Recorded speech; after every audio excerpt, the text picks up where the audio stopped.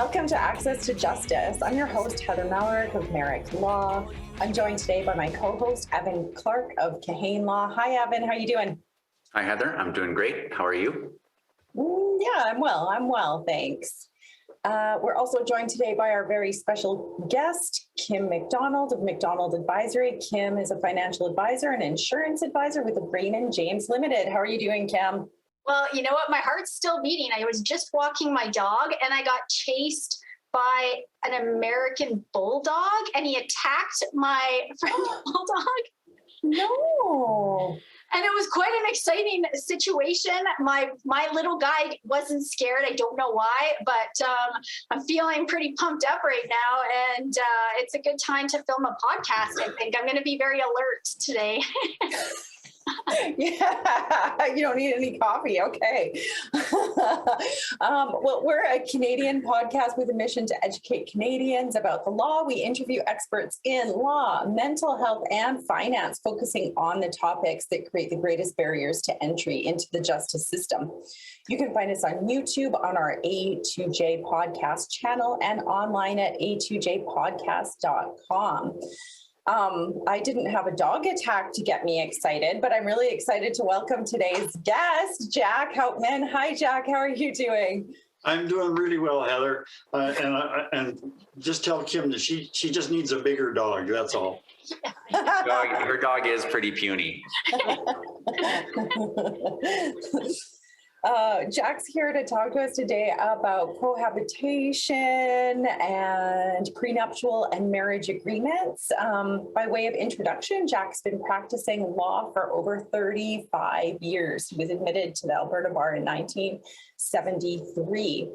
He has a diverse background and practiced in the areas of criminal, civil litigation, residential real estate, employment issues and family law, but since about 1991, he's practiced exclusively in the area of family law, and since 2002, focused even further from there on the areas of collaborative divorce and mediation. So I also know Jack because I know that he volunteers on a committee with the Collaborative Professionals Association, and he is just a lovely person. So I'm thrilled to have him here. Thanks for coming, Jack. Welcome.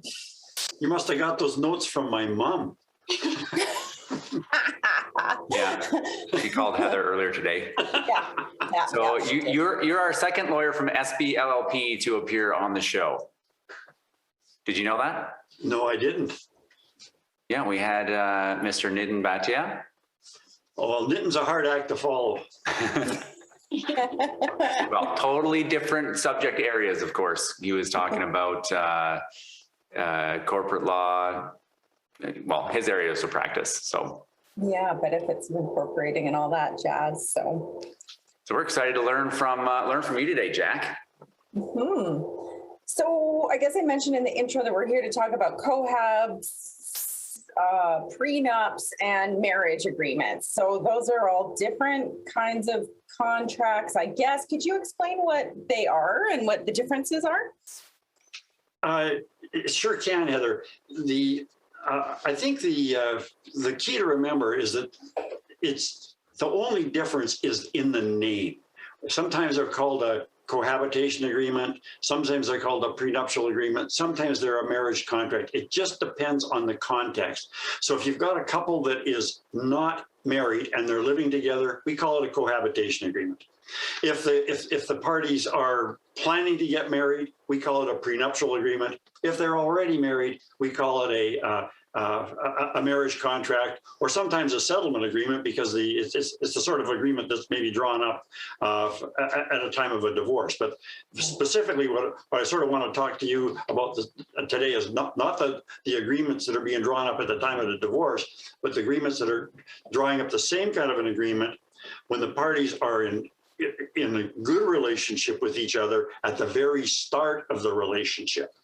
And so that's what these agreements do. We get the parties to either have a discussion or meet with us at the start of their relationship to make rules as to how their assets will be shared between them in the event that they do happen to separate 3 years from now or 5 years from now or 30 years from now. And it's a really good if we can do that, because generally we've got parties in a situation where they're getting along together, or they're in love with each other, or whatever, and they're more inclined to be more reasonable and take a more reasoned approach to how they want things done, rather than what their mindset's likely to be 10 years from now when they're separating and somebody is angry because of the separation or the circumstances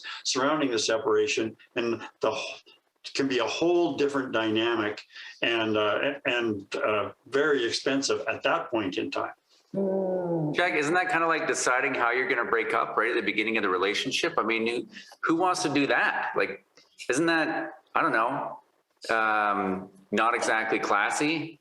Hey, yeah, we can get married, but I want to tell you, when we divorce, this is how it's going to be.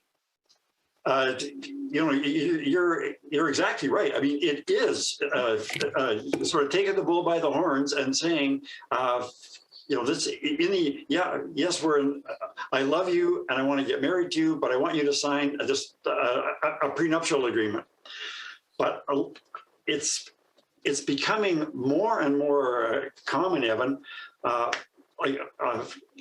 Heather mentioned that I've been practicing law for 35 years. It's actually 45. It's actually 47. Oh, sorry. Of course, I should have done that. Math's not your strong suit. You're a lawyer. That's good. She's just trying to pretend that she's only been practicing law for 7 years or something. There we go. Yeah, I'd rather be 10 years younger, I guess. That's what I. Yeah. But back 30 years ago, prenuptial agreements or cohabitation agreements were something we rarely did. Back in the 1990s, I maybe did one of these a year, and now our office does one or two of these every month. You know, it's just magnified. It's become that much more common. And sort of going back to Evan's question about why do this, a lot of times what we're seeing now is parties are getting into relationships for the second time. So they may have just been divorced, and what they've got is the result of that divorce, and they want to protect that going forward. Or parties are getting together later in life, and they have different quantities of assets. Someone's got a large pile of assets and someone's got a small pile of assets, and the person that's got the large pile of assets is wanting to protect that for their family. And I've even had clients come in to see me that they want an agreement so that they can have a peaceful relationship, because it's the children of either one of the parties is wondering, like, Mom, okay, so you're living with this guy now. I mean, this is Mom is say in her 60s or 70s, and the kids are in their 40s or 30s, and they're wondering about the intention of this person that's now living with Mom or Dad, and are these people going to sort of scoop Mom's assets from her or Dad's assets from him? So it's often family members have concerns that you know, are we still going to get our inheritance, Dad? Or are we still going to get our inheritance, Mom? And these kind of agreements can give peace to both sides of the family, so that both sides of the family will know that, you know, yeah, in the event that there's a separation, this is what's going to happen. In the event that there's a death of either one of these parties, this is what's going to happen. And it's a lot of peace of mind in an agreement like that.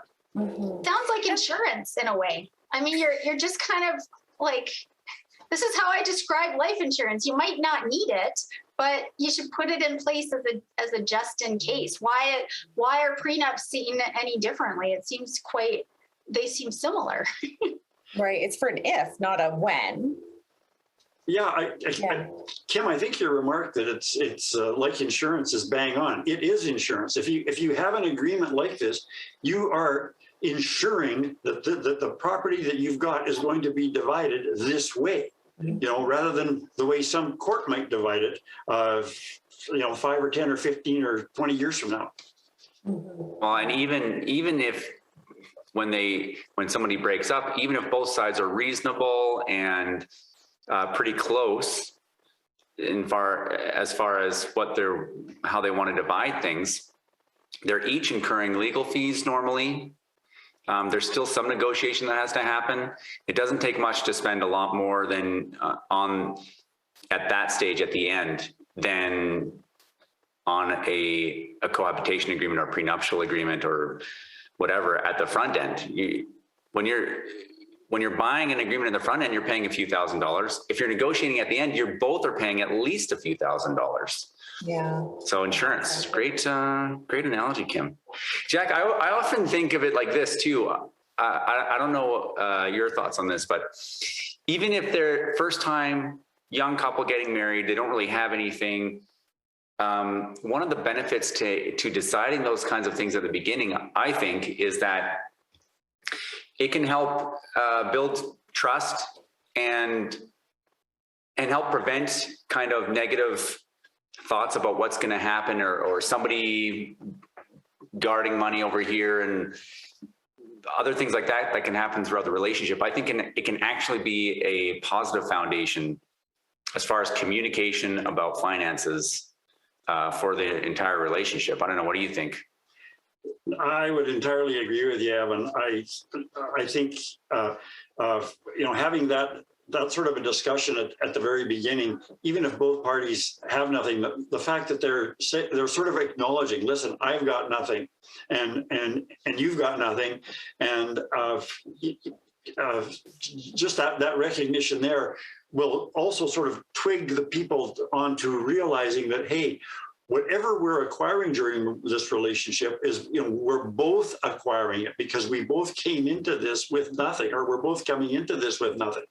And so I think people in that mindset at the outset would probably be pretty well prone to recognize that, hey, so it seems sort of fair that we should be dividing everything that we have 50-50, right?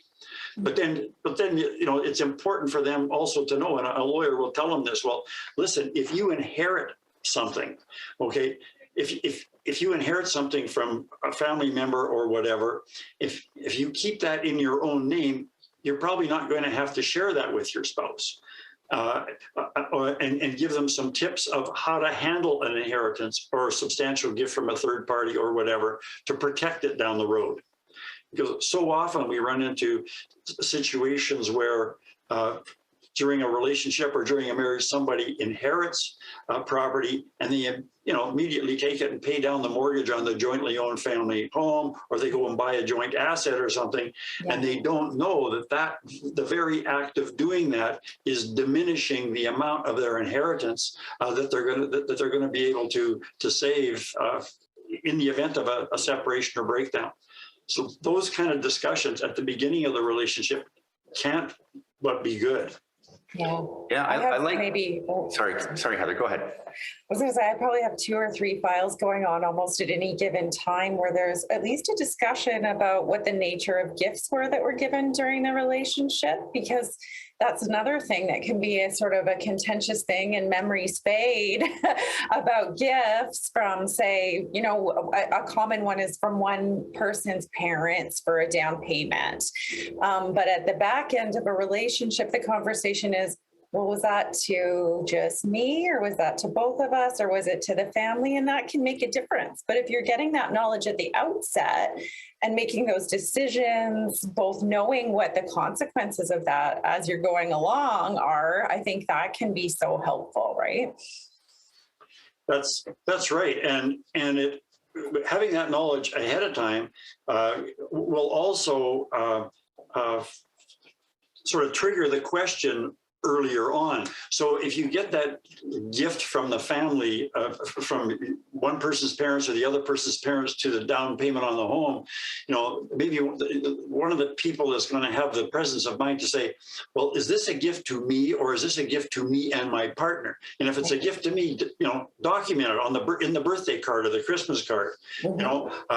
Heather, here's, Merry Christmas. Here's $10,000, towards your new house. At least that flags it as that you keep that Christmas card, and that's evidence that was a gift to you, not to you and your partner.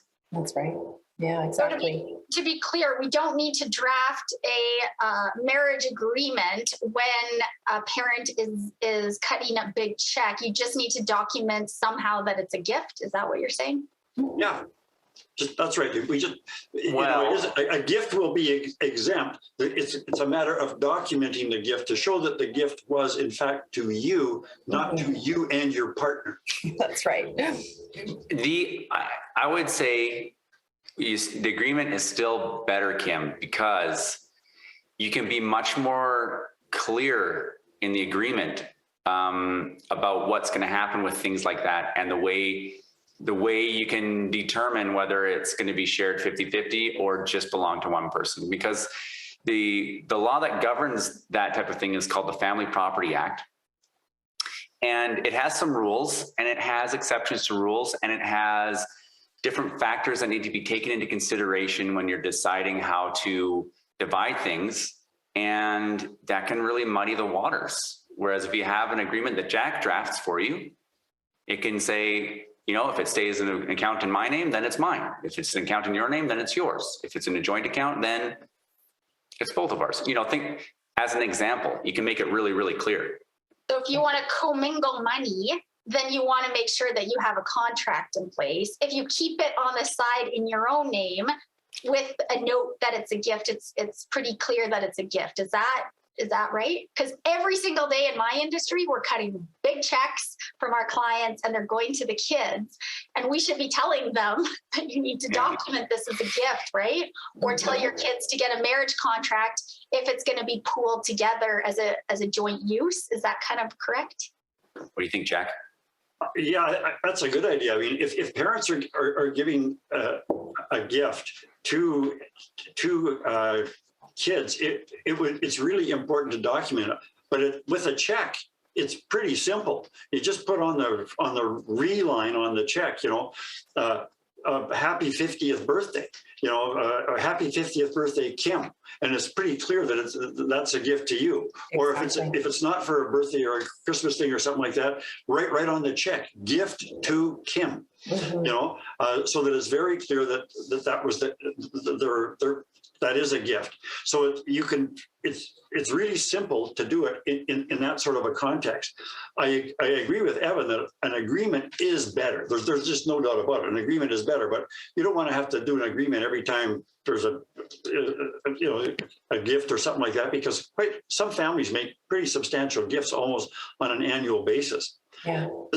We're sort of getting into something that could be an altogether different topic, but we're also doing property agreements right now where we've got this generational hand down of money, yeah. where mom and dad are selling a business, or they've got a business that's been in the family for a long time, and as a generational thing, they may be selling the business or moving some people from the family up into management, but other people that aren't being moved into management, they're getting paid large sums of money.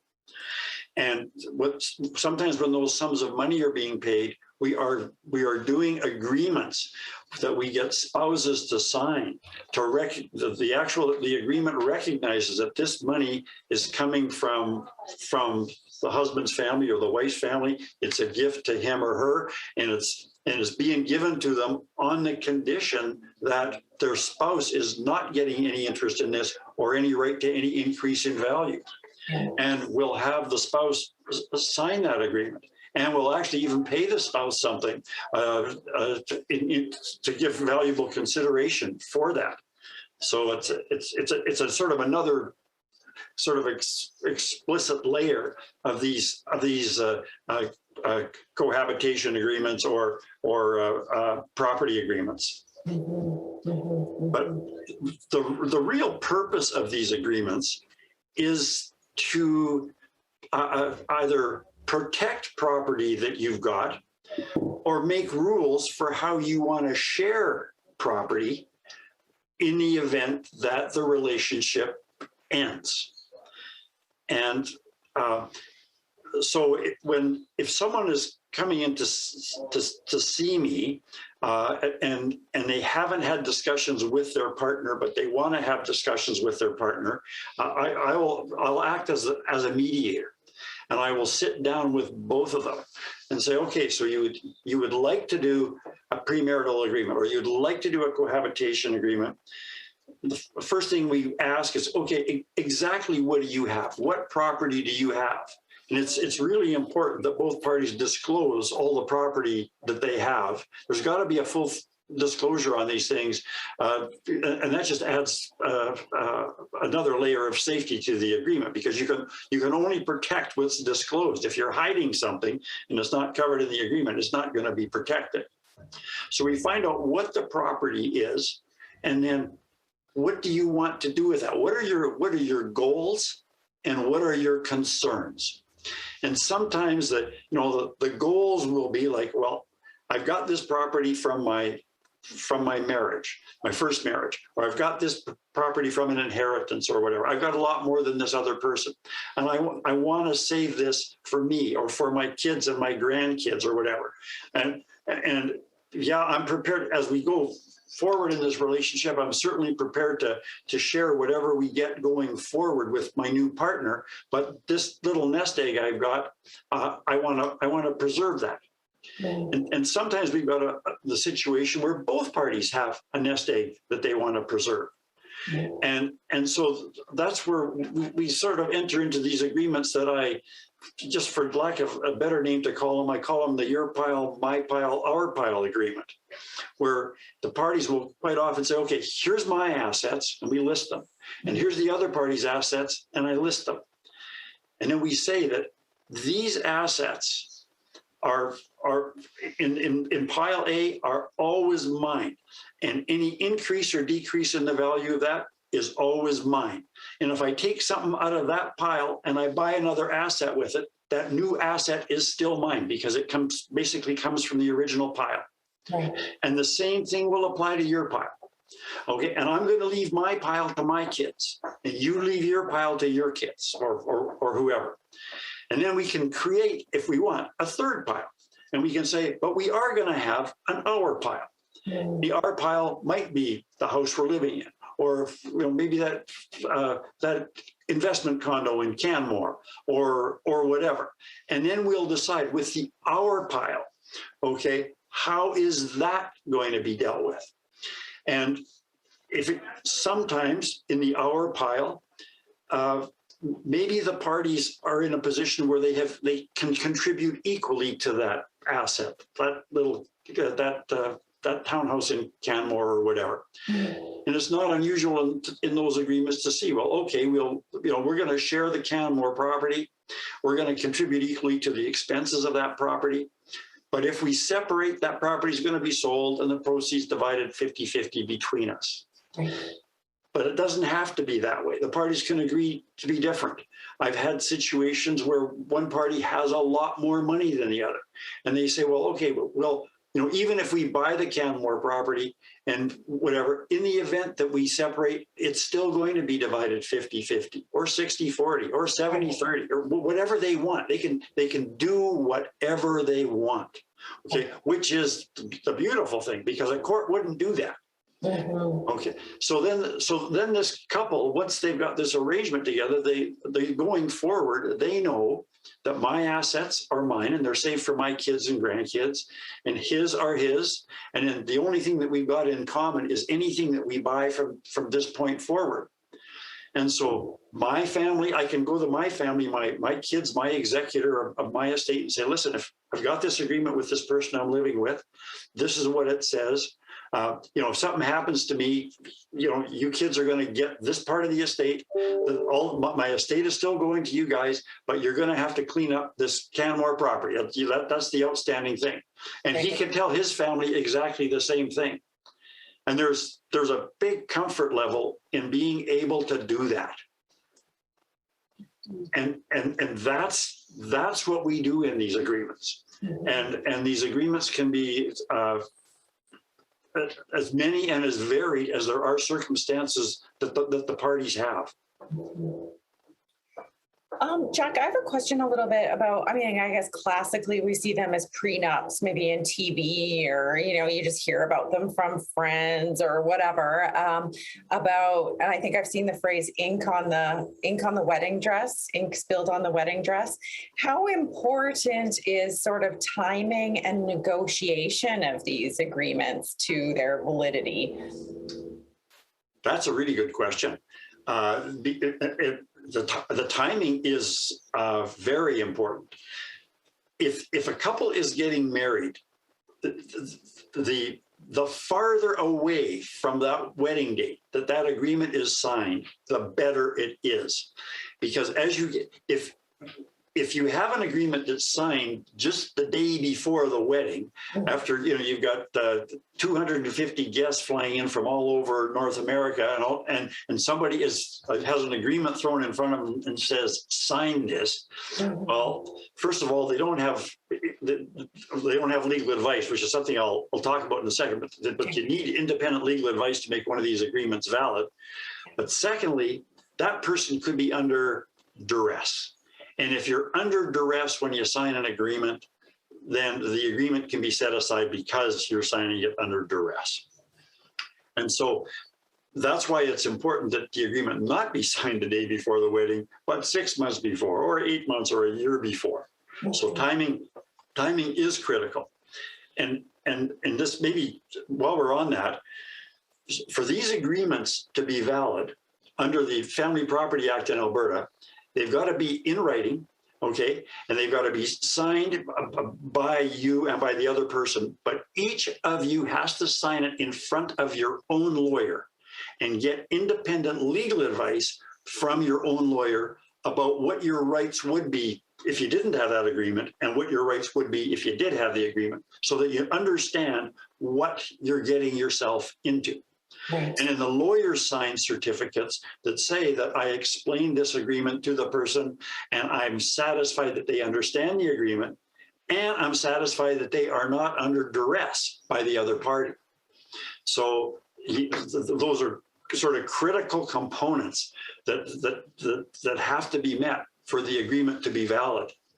And so I think it would be pretty hard to get a lawyer to sign an agreement for you the day before the wedding, although I know it has happened. I mean, somebody's going into a lawyer's office on Friday to sign a prenuptial agreement, and they're getting married on Saturday. But never happened, right, Heather? I think that's sort of an agreement. If that's what the sort of circumstances it's signed under, I think there's a good chance that there's duress there. That could be overturned and it might impact its validity. What's the alternative then for a couple that might be, they're buying wedding dresses and tasting cake and picking out napkins. So, maybe they think about it as an afterthought and they really want this. So what happens then if they are the Friday before the Saturday? Can they sign an agreement after the wedding? They sure can. It's the same kind of an agreement. They can enter into it that, 2 weeks or 2 months or 2 years after their wedding. Right. Well, again, while they're still in a good relationship, saying, this is something that maybe we should have done, but, let's give it a little bit of thought and let's, and let's put it in writing now and meet those formal requirements. Absolutely, you can do that. There's no magic in it being done before versus after the wedding. No, and as a matter of fact, Heather, I have actually been involved in a couple of agreements where there's been some complicating factors, maybe a number of different kind of assets and so on, that we actually started the process a number of months before the wedding, and it never got signed, but, before the wedding, but the parties have signed it shortly after the wedding. As a matter of fact, I did one where that exact thing happened just in the last month. And everything, this couple had been planning a wedding, and there was problems because of COVID, and the wedding got postponed, and then all of a sudden an opening came to have the wedding, and bang, they had the wedding, and the agreement wasn't signed. And my client, the other party signed the agreement, about a week after the wedding, and my client came in and signed it 2 weeks after the wedding. So. Yeah, I've definitely handled those situations in a similar way as well, where the agreement just gets signed a little bit later. And I think in some ways that might even lend strength to the agreement, in that you can show that there was this negotiation. They entered the wedding anyway, and they still sign this agreement after the fact. So That's right, Heather. And as a matter of fact, like in this particular situation I was just mentioning, both of these parties had, both of these couple were older, and they both had children from previous relationships. And the kids were concerned, mom's kids were concerned, dad's kids were concerned about, what the effect of this marriage was going to have. Mm-hmm. And so both of these people signed this agreement, and I know that they immediately took copies of the agreement to show to their kids to say, listen, your inheritance is safe, your inheritance is safe, So it was a comfort factor for not only the new husband and wife, but also for their respective families. right. Yeah. So outside of duress, why did these things fail? I hear these rumors all the time that prenups don't hold up in court, or marriage contracts don't always hold up in court, and that's why people don't do them. What else other than duress would cause these things to not work? The other thing that can cause these agreements to be set aside is if there hasn't been proper financial disclosure. And so if you've got a couple enter into an agreement and they both think that, that each other has very few assets, and they enter into an agreement, and then after they enter into the agreement, one party finds out that the other person is a multimillionaire, and they're saying, "Oh, this person's got all of this money and all these assets, and is it really fair that maybe that they're living in my house and they're not paying rent or board or utilities or anything? If I would have known that, I would have entered into an entirely different agreement than that the agreement that I entered into." So it goes back to the financial disclosure. But I would not agree with your comment that prenuptial agreements aren't good, or they don't hold up. They do. The times they won't hold up is if there is been some misrepresentation, like somebody's not disclosing assets or not disclosing tons of debt, or something like that, or if there's duress. But other than that, if there's a written agreement that's fully discloses all the assets, signed by both parties with independent legal advice, the I's dotted, T's crossed, the court's going to uphold that. Yeah. Amazing. I think I watch too much TV. Well, I guess one question I have, Jack, speaking about validity and holding up, is what is your sense for how strong spousal support waivers are in a prenuptial or even marriage contract or cohabitation agreement? That's a good question. Personally, I don't like putting spousal support waivers or any spousal support provisions in those agreements.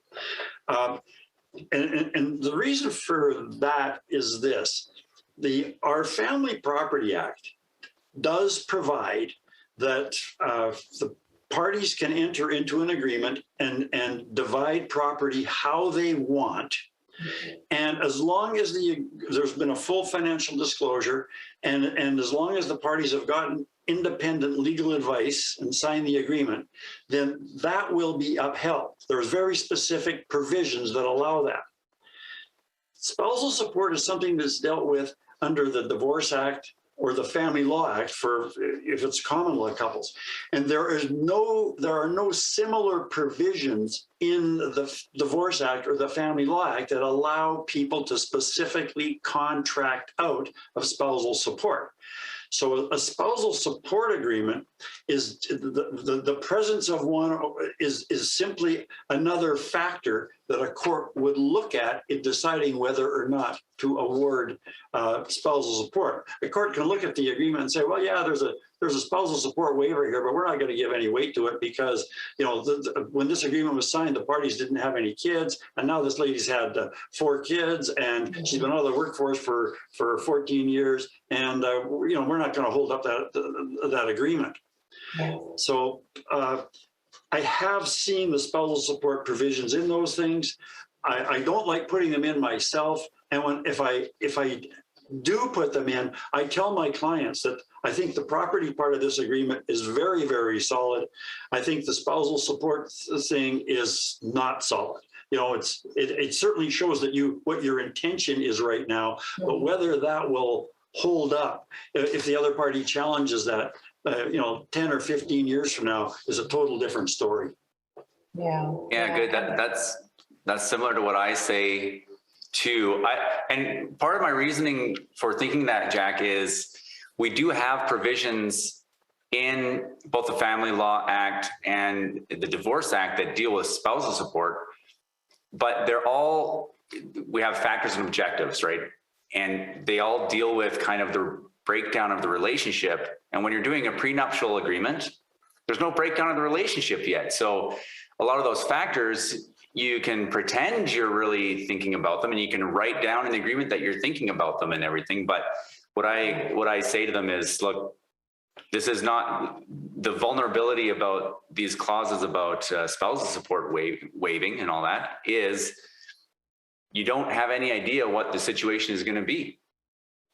And so, yeah, what are your thoughts on that?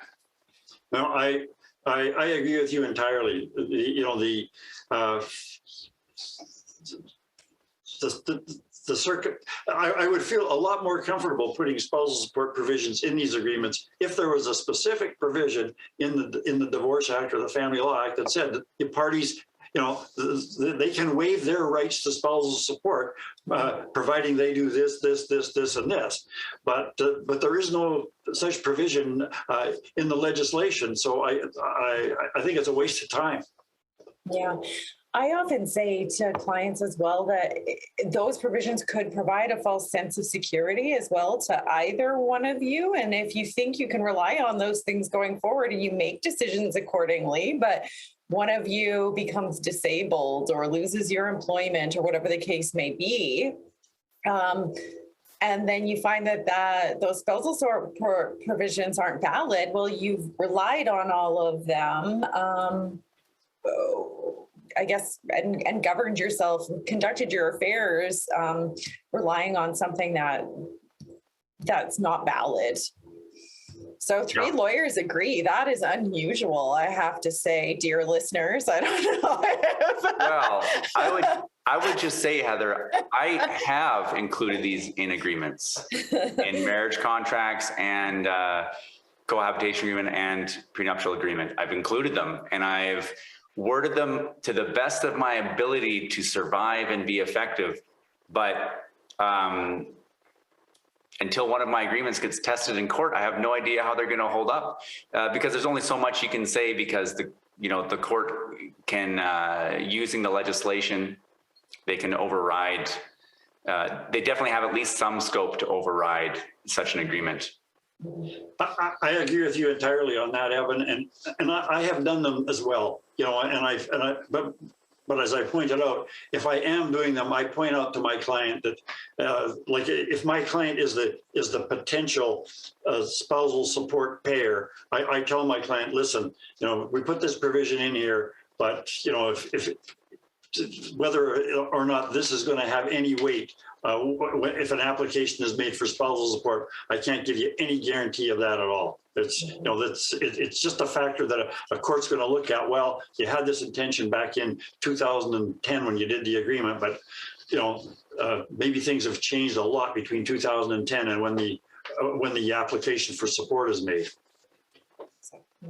Yeah, and that's I think it's important to note that's different than other contracts because all the other terms of the contracts, of any contract, generally speaking, it doesn't really matter that things change. Whatever you agree, and the courts will uphold the parties' ability to decide how they want the relationship to go. But I think the big difference with spousal support is what the law says, and the law has specific factors and objectives that apply to spousal support that, as Jack mentioned, there's nothing that says you can contract out of those. And so if you just can't take into consideration those factors and objectives because the situation is just so significantly different than was contemplated in the agreement, then the court can overturn it in a way that they can't normally do in contracts. That's right. And as those, when the court, the factors and objectives that the court looks at, they're applying that 20 years down the road, looking at what the facts are then, not what the facts were when the agreement was signed. Right. One other thing that we often do in these agreements is and especially in agreements where we're dealing with older couples, where they're living in one of the parties' houses. Quite often, we've got this couple comes together. They've got pooled assets, or they got separate pools of assets, and included in those assets, person A is the owner of the house. And this couple, they agree that they're going to live in person A's house. So they get married and they're living in person A's house. That's what the plan is. But person A usually wants that house that's part of their estate, that's part of their pile. They want that to ultimately go to their kids. But we sometimes put special provisions in to deal with that house in the event that person dies. And we often put a provision in the agreement that lets the surviving person continue to live in the house for 6 months or 8 months or something like that after the death of the homeowner. Because otherwise, on the death of the homeowner, the other person, they've not only lost their partner, but B, they lose a place to live. And so it just sort of allows them to continue to live in the house for a transitional period of time, 3 months, 6 months, 8 months, something like that. And we usually say that, they get to live in there, providing that while they're living there, they continue to pay the condo fees or the taxes, the insurance, the utilities, and all that sort of stuff. And if the house is going to be sold, they'll cooperate with realtors and for the showing of the house and so on. So it's a comfort factor to that person in the relationship, knowing, well, yeah, the house is in his pile or her pile, but in the event that they die, I still get to live here for 6 months. I'm not going to be thrown out on my ear the day of the funeral. Right. Yeah, that can bring a lot of comfort, I'm sure, to folks. Could that be challenged if the person who is the survivor doesn't have the financial capacity to put a roof over their head? That's a great question, Kim. That goes to estate administration more than family law. What I can say about that is in the Wills and Successions Act, there is that provides the ability for a dependent spouse or partner to bring a claim against the estate if they have not been provided for, so that their needs are met. So maybe is the answer, but it might not come in the way that they can still live in the house. It might come in the form of some other, like cash from the estate or something like that. And that's of course sort of goes back to that other sort of preliminary question. What are the assets that each person has at the start of the relationship? Because if you see that one person has got all assets and the other person has got nothing, and then you're factoring in, okay, well, what happens if the wealthy person dies and you're leaving this pauper without any a roof over their head? Maybe some accommodation has to be made. So if we know what all the assets are ahead of time and what the concerns are, we can deal with that issue. Part of that mediation process, then, I guess what you're talking about, right? Sharing information, coming up with a suitable agreement. That's right. Yeah, it's trying to find out finding out what assets they've got and what they want to do with them. And it's usually, it's always the extreme situations that always make the great court cases. It's always the one where you got the multi-millionaire person who's married to the pauper, because that's the one where the pauper doesn't own the house and they've got nowhere to go. And that's the situation that's going to go to court. Yeah. The other thing that folks often have to resolve if they do end up in the breakdown of a relationship is kids. So custody, parenting, and child support. Can those kind of things go in a separation agreement? I mean, in a cohabitation agreement or a prenup?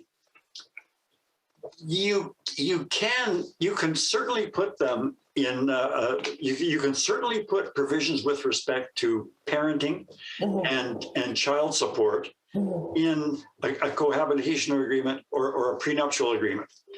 But the thing that you have to be careful of there is exactly the same problem that you've got as with dealing with spousal support that we were talking about earlier.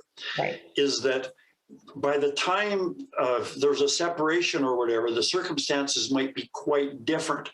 And the court always has jurisdiction to make an order with respect to child support that is different than what the parties may have agreed to 3 or 5 or 10 years before.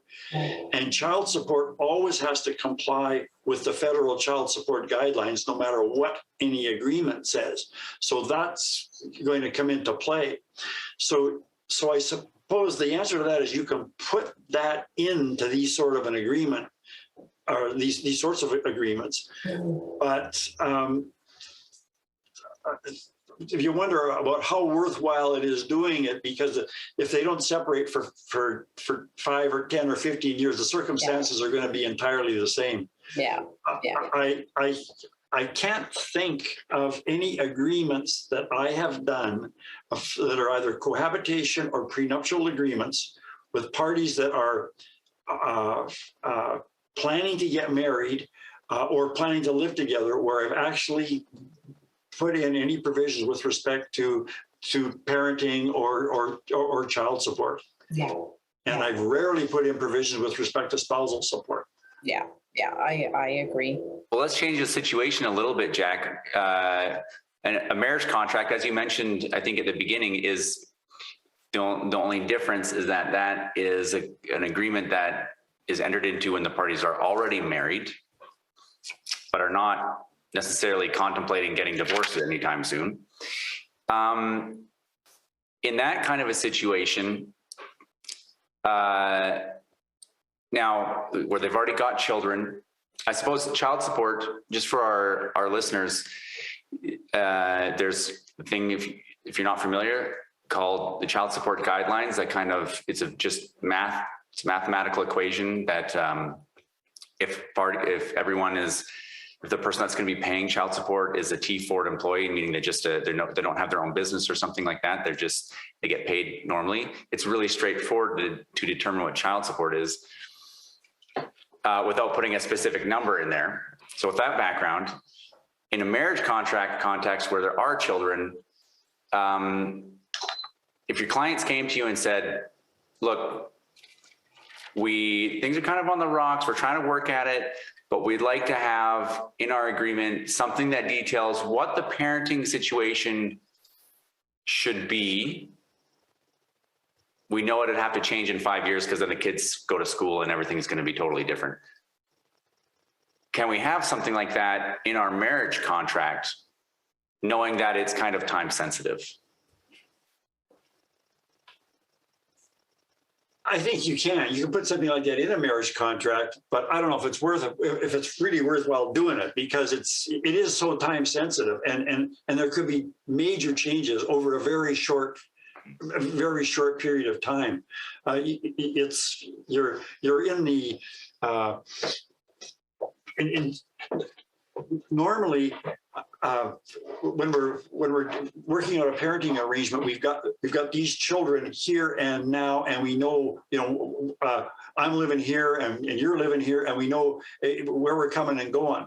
But if we, what happens if 5 years from now we have 3 more children or whatever, and the kids are different ages, and one of them's now got a disability and so on. There's just so many things that can happen. I just. There's nothing, you can put it in the agreement.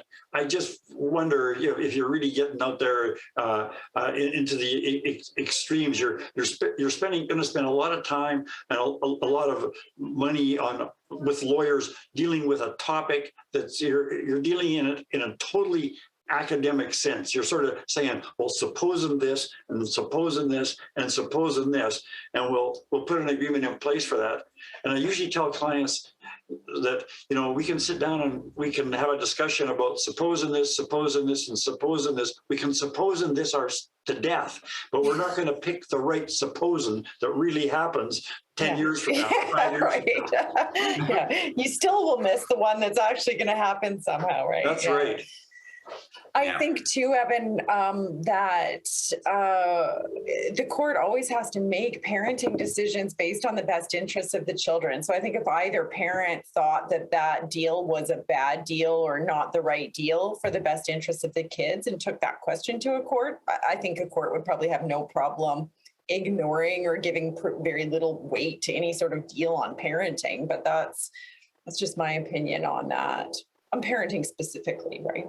Yeah, I think those are all good points. I think if somebody did this sort of an agreement like you're suggesting, and they put a parenting arrangement in place, and then if they separated a month later, I think the agreement may have, it is very, very current. I think it would probably be supported by the court, But if it's made like the agreement is made now, but then they separate 3 years later, and in the meantime there's another 2 children, and as I said, one of the kids has got a disability, and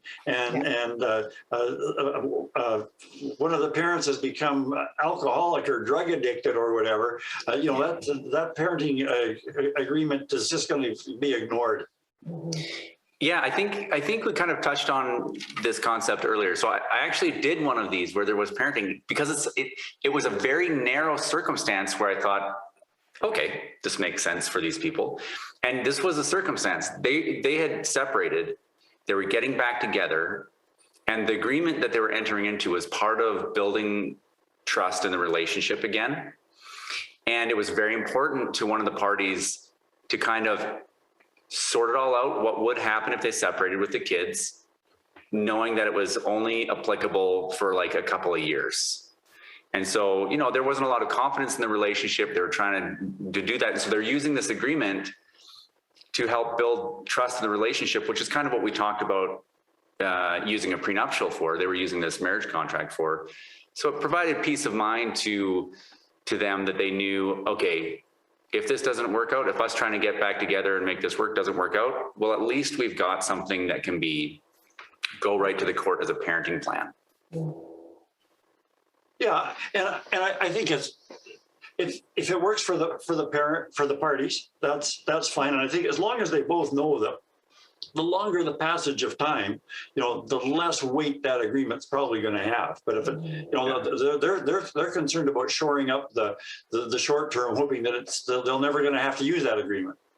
My reaction was the same. My initial reaction was exactly the same as yours, Jack. I was like, well, I could put it in there, but it's a total waste of time. Like, what? This is going to be good for. But the more I thought about it and looked at what they're trying to accomplish, it made sense for that specific situation. So it went in there. But I have to admit that that's really an unusual situation. Most of the time when we're doing these prenups or co-hab agreements, is the concern of the parties is property and either trying to preserve property for both or somebody, or trying to make specific arrangements for how we're going to share property in the event that we separate. And the introduction of spousal support or the introduction of parenting and child support to these agreements is really the exception to the rule. Now, I've got a question, but I can save it if Heather or Kim, you had anything you wanted to ask. I got one. Is there ever conflict between a marriage contract and a will? And do family law lawyers talk to estate lawyers and make sure that these things don't have any issues? Yeah, there definitely there can be conflicts between what these agreements say and what wills say, and so we will tell parties as we're discussing the agreement, whether it's a prenuptial agreement or a cohabitation agreement, that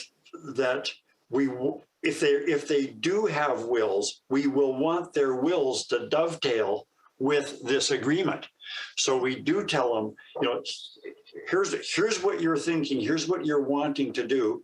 We put those provisions together, and then, like in our firm, I will refer the agreement and my client to one of the estate lawyers in our firm and say, you know, what we're doing here, is this okay? Is this on side with wills and estates practice, and also what changes have to be made to this person's will or to both of these persons' wills, so that they comply with the agreement. Absolutely. That's probably something I should have mentioned earlier. That when we do these agreements, especially, and it's more important the older the clients are. So if we're dealing with those clients that are in their 60s and 70s and 80s, you know, it's really important that their agreements dovetail with the provisions of their wills. I agree. And Kim, I mentioned before the Wills and Succession Act. That's an act. Those portions of the act about providing for your spouse is something you cannot contract out of. You can't do it. So in these types of agreements, Jack, I'm sure yours have something like this. Usually they say something to the effect of, it's our intention that the property is divided this way and that nobody gets a gift from the other person. But this section of the Wills and Succession Act, we know that we can't contract out of it, but we really, really want to. Yeah, that's right. We basically say that we recognize that the provisions in the act, and we say it. You know, it's the party's intention that this isn't going to apply, but it's just the party's intention, and you can't stop a court challenge of that part of it.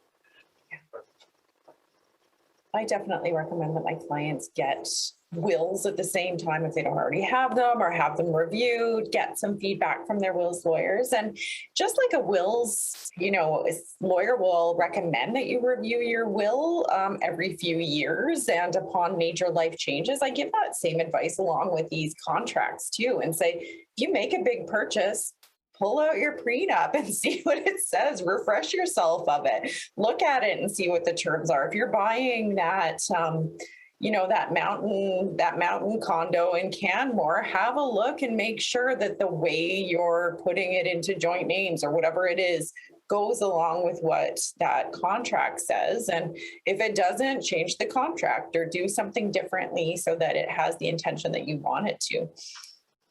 That's a good point, Heather, because when we do these agreements, and of course we're doing this mostly these agreements early on in the relationship, and the parties are getting along, and so we've had these sessions with them, and they get independent legal advice and so on, and they've now got this cohabitation agreement.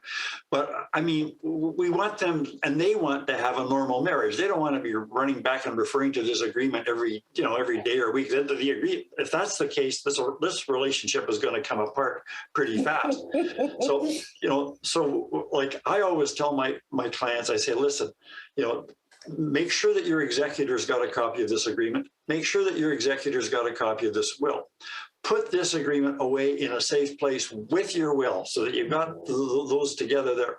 But also keep copies of them handy And if you are going to make a major purchase, like, and what happens is people they go on a holiday to Hawaii and they buy a damn timeshare in Hawaii together, you know, and of course they don't have their agreements with them, and you know, and that sort of stuff. And they've got some smooth talking salesman has talked them into buying this condo overlooking the ocean, and they're all excited about bringing the kids or the grandkids to that, and they're not paying it. They're forgetting that when they signed their prenup or their cohabitation agreement, that maybe the rules were it doesn't matter who puts most money into this property, it's going to be divided 50-50 anyway, or you know, any other provisions that we might have done. So yeah, you're right. So I tell them, if you're making a major purchase, stop for a second and remember, oh yeah, I've got that co-hab agreement, or I got that prenup. What did it say about this sort of a thing? Mm-hmm. Because 5 or 10 years from now, they're gonna forget. Like I know, just myself, you know, I deal with my house insurance and my car insurance once a year.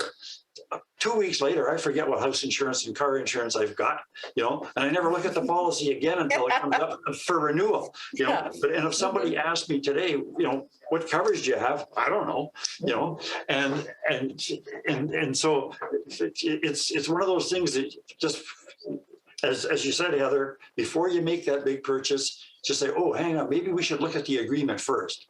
Yeah. Yeah. Having those specific rules about how you hold property means who gets it is not useful to you if you think you're following them but aren't. Right. Yeah, if you're not, managing your stuff accordingly. Mm-hmm. I tell folks to put that photocopy of the birthday card in that same folder, any of that stuff, and not in a surreptitious way, right? But to say, oh, hey, you know, mom and dad gave us this gift. Let's put this in the folder with the prenup, right? Like have it be a conversation to like normalize those financial discussions within a relationship. Yeah. Absolutely. So my question, and it's okay if we don't have time for you to really give a good answer to this question, but I was thinking, we've kind of flirted with this topic a few times throughout this conversation, and I was wondering if you felt comfortable kind of giving us a succinct explanation to what the default rules are for property division. Okay, they're long and complex, and I'll basically give it to you the best I can. So there's a disclaimer here. Jack is not giving us the entire law. He's just giving us a summary. This is not legal advice, right, Jack? So if you're married, or if you've been in a common law relationship in Alberta for over 3 years, and you, without a cohabitation agreement or a prenuptial agreement or a property agreement, what's going to happen is all of the property that you have acquired during your relationship is going to be divided between the two of you. So what we basically do is we take a list of all of the assets, and from that we subtract all of the debt, and the difference is going to be divided 50-50 between the two of you. That's sort of the starting proposition. But after we list all of the assets and subtract all of the debts, we're going to get a number. Let's call that net worth, okay? From that net worth number, certain items are exempt from that property distribution. And what the exempt items are, and they're described in Section 7 of the Family Property Act, and that is the value of any property you had at the before the marriage or at the start of the relationship, the value of any gift that you received during the relationship, the value of any inheritance you received during the relationship, the proceeds of any tort claim that you received during the relationship, a tort claim being like an injury accident, compensation for damage to your body, or the proceeds of an insurance policy that relates to property that's owned by you, not by the two of you. Those values are hived out and not shared. So if you had property before the marriage, that goes to you. If the other person had property before the marriage, the value of that goes to them, and so on. And it's the property that's left after that would be divided 50-50. There are more strange and weird rules if you had property before the marriage and you use some of that property before the marriage or some of that gift that you received or whatever, and then you put it into a joint asset like the joint family home or a joint bank account or whatever.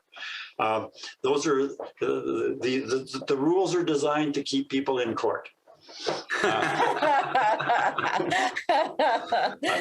I think the legislators were lawyers that just wanted to keep people in litigation. So, you know, they really could have made it simpler, couldn't they? Yeah, because there's so many times that you run into this where there's enough ambiguity in there for the parties to just be able to disagree without being unreasonable. But sometimes you can't, like child support, you can't disagree with that if it's a straightforward case without being unreasonable. So generally lawyers don't do that.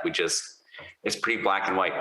But you're right, the property rules, because there's also this catch-all, right? Like in as much as it's fair and equitable, kind of trumps everything. So even if it was in joint names, there's a circumstance out there where you could argue that it wouldn't be fair and equitable, which is another way to say fair, to divide it 50-50.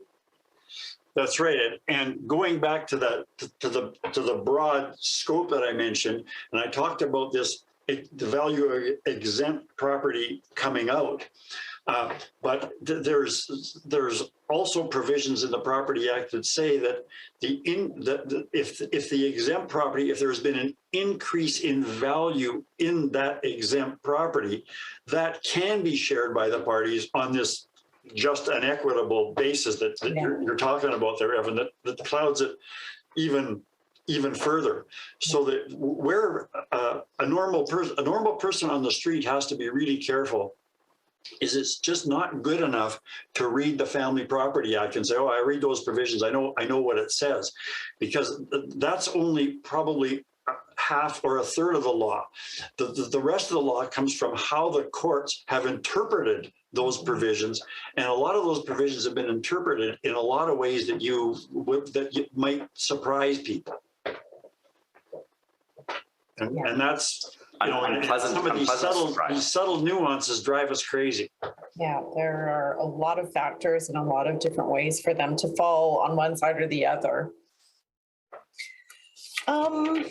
Jack, I have one more question for you, and this actually might be for everyone, more of a discussion question. And Kimmers, I might want to hear from you as the financial person, but do you have any tips for folks out there who are hesitant or reluctant or don't know how to start this conversation with their partner or soon-to-be spouse, or, you know, if there's an uncomfortableness about, like, your family says, you know, you'd like to protect some family assets if you come from some wealth, or your family has an asset that they want to protect from the event of divorce. Do you have any tips for people that are maybe not so sure about how to start the conversation? You want to take a run at that, Kim, first? You know, I'd love to, actually. So where do you get access to young people? Well, young people aren't visiting lawyers generally. So who are they interacting with? Lenders, insurance agents, and financial planners. So to make the conversation less uncomfortable, I think it's really important that those professionals bring this up, and then it becomes a more neutral conversation versus one person in the party bringing it up and creating some sort of trust issues. I didn't think about this stuff until I got involved in collaborative law, but I can tell you I think about it a lot, and I bring it up all the time to parents that I have as clients, to young people that I have as clients. And I think, you know, they are nervous to sort of engage in a way because they it isn't talked about a lot, in family conversations at the dinner table. It's not brought up. So I think a lot of the stigma is around awareness, and if more people talk about this stuff, to become more common. But what I do know for sure is that young people don't know what it costs to go to a lawyer to get this drafted, but their assumption is that it costs a lot of money, and they would prefer to spend the money on honeymoon than on marriage contract or a Peloton or video games. So maybe this is a great opportunity for parents to gift their kids insurance. Because I get asked a lot of times, I've got money, what can I do with this money for my kids? And I think, I've never actually brought up, I usually bring up insurance, but, I need to start thinking about getting these contracts in place, and maybe parents are actually quite happy to pony up for them. So what does it cost to put these in place and make changes to these things as life evolves? I think a relatively simple cohabitation or prenuptial agreement, I think it is probably going to cost in the vicinity of about $1,500 to $2,500. Okay, and then you can get these agreements can go anywhere from $1,500 to $2,500 to $15,000. Okay, because it depends on the type of assets you're dealing with and the quantity of assets and what you're trying to do.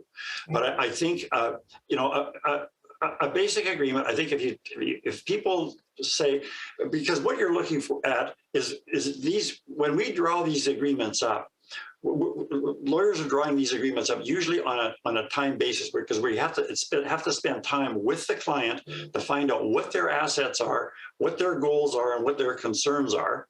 Then discuss the law with them, and then to discuss things, different ways of handling this.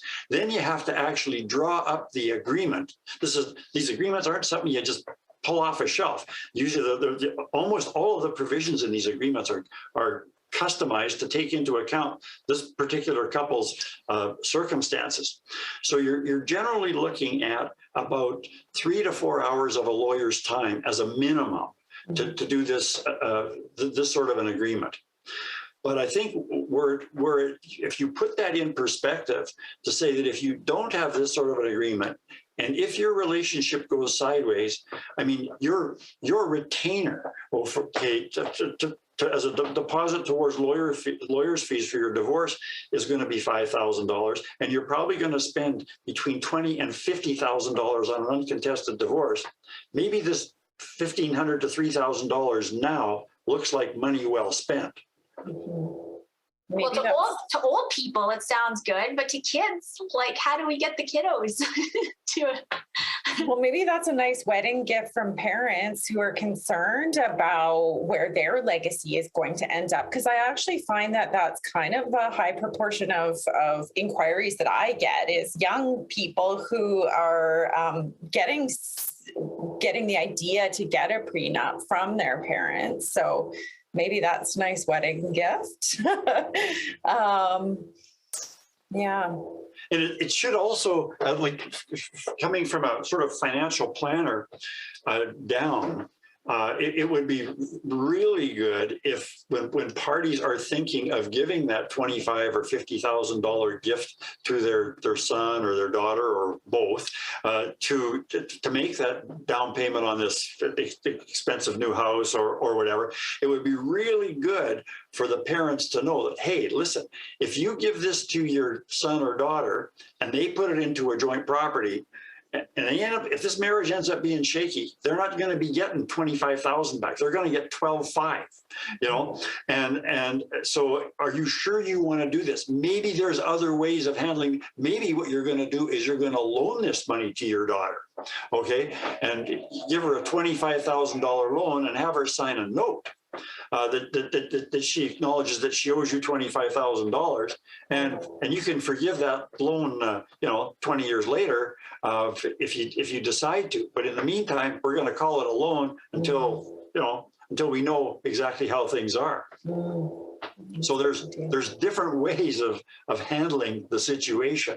They're still providing the money to their daughter or whatever, their son, to purchase the house. but it right now it's a loan.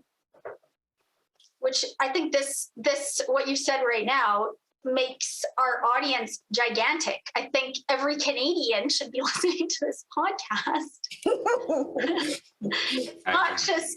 It's not just people getting married. It's anybody with kids, anybody with money. Like it's every Canadian out there who knows someone who this might be applicable to. And especially anyone who's got kids that live in Toronto or Vancouver. Right.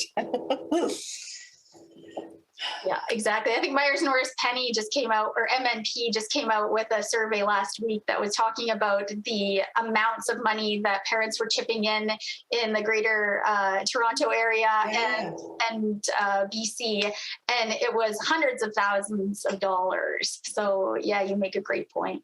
Yeah, I thought I saw the number of like $9 billion or something like that was sort of like being transferred from parents to, first-time home buyers. I don't know what period that was, but I saw the same sort of numbers, I think, in the last couple of days in the news. And I think they were saying, I think the Ontario average was around about $87,000 for sort of gifts from parents to kids towards buying houses. And I think on the prairies, I think it was like 43,000 or something like that. Mm-hmm, mm-hmm. Yeah, lots of money going between generations there. Yeah, but again, it would be, if that's the sort of thing that's happening, I mean, maybe again, the parents should be advised that, hey, if you're doing this, do it in conjunction, insist that the daughter and son-in-law or son and daughter-in-law, that they have a cohabitation agreement that's going to specify, listen, in the event that you guys separate, we want this $43,000. That's going to our daughter. That's not going to be split between the two of you, or that's going to our son. There's nothing wrong with having that conversation. Mm-hmm. Mm-hmm. Yeah. Because this is part of her inheritance or from us. And we're going to give the same to her brother and so on. And it's, we still love you as a son-in-law, but we're not giving you this money. We're giving the money to our daughter. Yeah. And the converse of that is true too, right? Sometimes folks are just like, this is for the family, and here's $5,000 to go on a trip. Well, I guess that's not a traceable asset anyway, so we didn't even touch on traceable assets for our audience.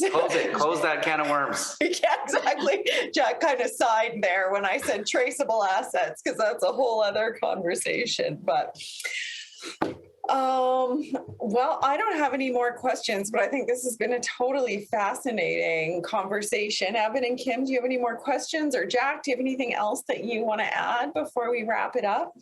No, but I've enjoyed my conversation with the three of you. Yeah, I don't have anything at this point. I think there's always more layers to talk about, but I feel like we've covered a lot from like shallow to going a little bit deeper. Hopefully there's something useful for everyone. Well, I think the upshot of this conversation is that if anybody is listening and they say, I wonder if this might apply to me. Okay, that would be a really good idea for them to talk to their financial planner or to talk to a lawyer and say, listen, I'm in the process of getting married or engaged or living with somebody, or I'm thinking of, giving some money to my son or daughter or whatever to buy a house. Maybe we should be talking about an agreement with respect to, to cover this off in case things go sideways. Yeah, give Jack a call at SB LLP. He can help you. Thank you for the plug. Thanks for having us, and thanks so much for your time. Okay, well, thank you very much. I've enjoyed this. All right, well, this has been another episode of Access to Justice. Thanks for listening or watching, however you found us today. If you have any questions you'd like us to answer on an upcoming episode, please send an email to accesstojusticepodcast@gmail.com. That's access2justicepodcast@gmail.com. And we'll do our best to get you an answer. Thanks. Any information in this video is general information only and is not, nor is it intended to be, legal advice. Watching this video does not create a lawyer-client relationship. You should always seek the advice of a lawyer or other qualified professional for advice regarding your individual situation. While we take care to ensure that the information contained in this video is accurate and up to date, we make no warranties or representations as to the suitability, completeness, or accuracy of the information contained in this video. Any reliance you place on the information is at your own risk.